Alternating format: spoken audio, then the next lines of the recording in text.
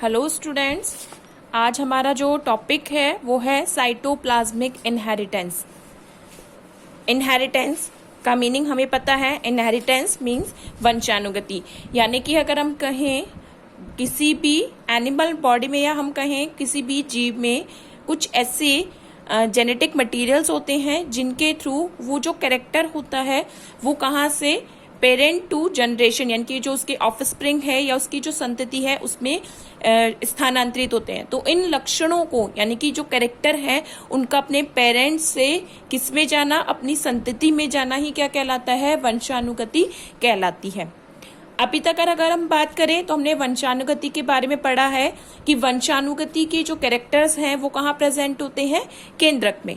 और केंद्रक में भी कहाँ है? गुणसूत्र। वो गुणसूत्र में जो जीन होते हैं वो वंशानुगति के लिए रिस्पॉन्सिबल होते हैं। तो अभी तक हमने केवल जो वंशानुगति से रिलेटेड पढ़ा है वो ये पढ़ा है कि वंशानुगति कहाँ से होगी? जो न्यूक्लियस है, न्यूक्लियस में प्रेजेंट जो हमारा क्रोमोसोम है उसके थ्रू।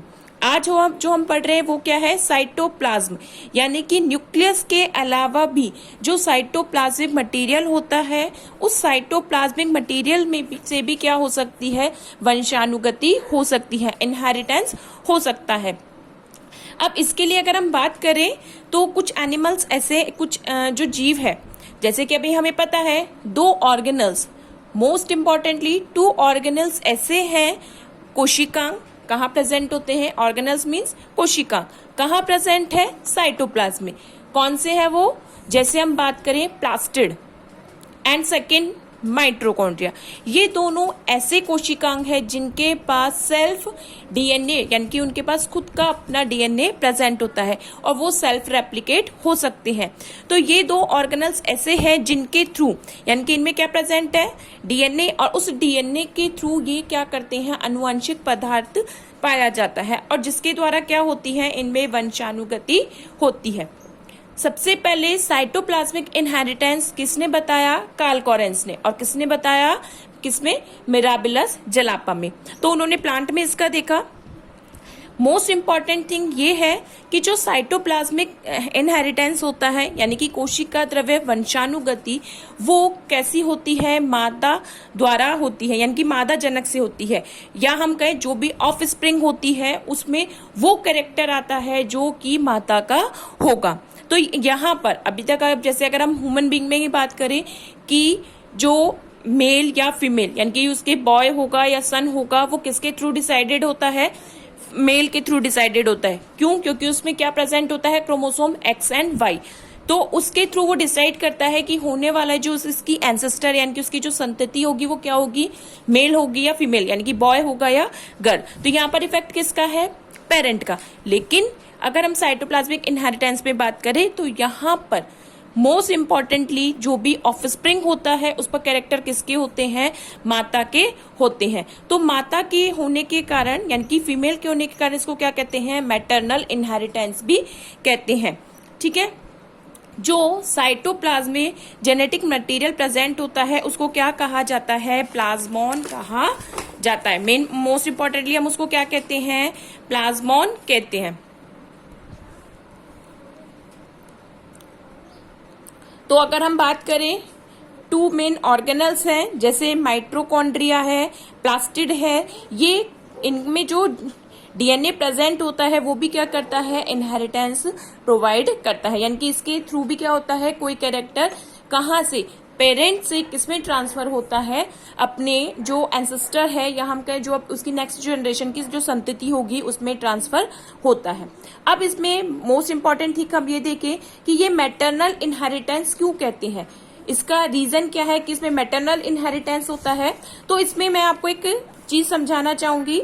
जैसे अगर हम बात करें जब गैमेटोजेनेसिस होता है तो गैमेटोजेनेसिस में क्या होता है? फीमेल बॉडी से होता है एग एंड मेल से क्या होता है? स्पर्म, यानी कि दोनों में अपना अपना गैमेट होता है।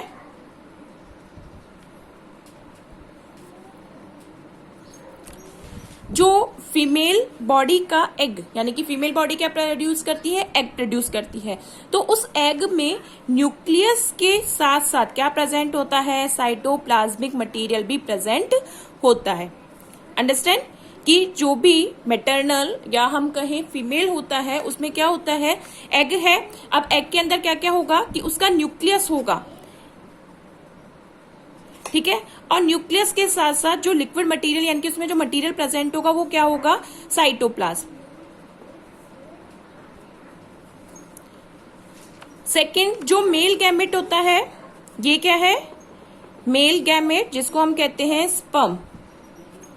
जो मेल गैमेट होता है उस मेल गैमेट से ओनली क्या इंटर करता है एग में, जब फर्टिलाइजेशन होगा तो मेल गैमेट से एग में केवल न्यूक्लियस ही सेंड होता है या न्यूक्लियस ही उसमें एंटर करता है। यहाँ स्पर्म में साइटोप्लाज्मिक मटेरियल नहीं होता। ये हम ऑलरेडी पढ़ते हैं कि जब जो न्यूक्लियस होता है वो क्रोमोसोम के फॉर्मेशन के लिए अपनी बॉडी को श्रिंक करता है, यानी कि कंप्रेस करने के लिए वो जो एक्सेस मटेरियल होता है उसको रिड्यूस कर देता है। तो उसके जो सेल होती है उस सेल में केवल क्या प्रेजेंट रहता है, न्यूक्लियस ही प्रेजेंट रहता है, साइटोप्लाज्मिक मटेरियल नहीं होता। तो इस मेन फंक्शन की वजह से मैं दोबारा अगेन बता रही हूं इस चीज को कि क्या होगा, फीमेल गैमेट जो होता है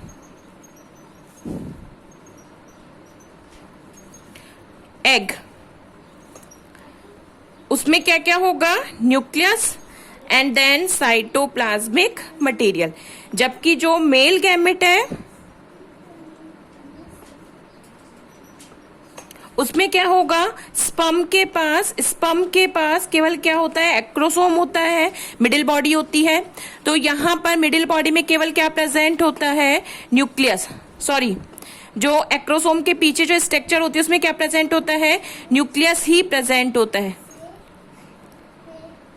और ये दोनों आपस में जब फ्यूज्ड होते हैं तो स्पर्म का केवल न्यूक्लियस ही एंटर करता है। और यहां हम किसकी बात कर रहे हैं कि जो इनहेरिटेंस कैरेक्टर है वो किस में प्रेजेंट होता है, जो साइटोप्लाज्म में प्रेजेंट होता है। तो यहाँ पर मेन जो इफेक्ट है यानी कि साइटोप्लाज्म किसका है, फीमेल का, इसलिए जो ये कैरेक्टर आता है वो किसका आता है, फीमेल का आता है। इसलिए हम इसको क्या कहते हैं, मैटरनल इनहेरिटेंस भी कहते हैं। ऐसा नहीं है कि इसमें मतलब पैरेटल इनहेरिटेंस नहीं होगा, बट मेनली इफेक्ट किसका होता है, मैटरनल इफेक्ट होता है। अब इसके में जो हम एग्जाम्पल देखते हैं तो इसके एग्जाम्पल में आता है मेन, जैसे स्नेल शेल कॉइलिंग।